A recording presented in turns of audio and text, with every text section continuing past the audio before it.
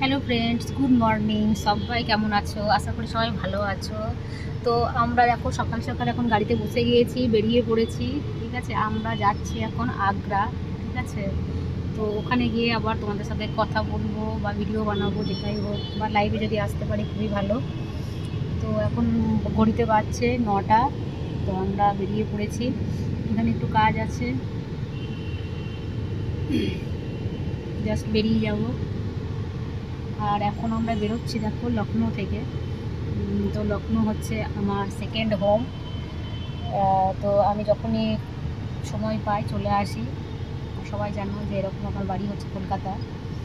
তো এই হচ্ছে, দেখো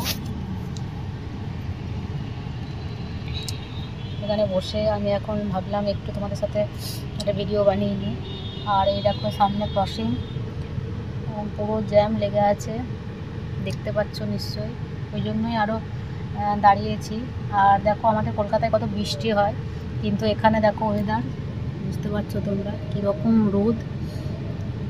সকাল এখন 9টা বাজছে। তো এই হচ্ছে এখানকার ওয়েদার। তো চলো, টাটা।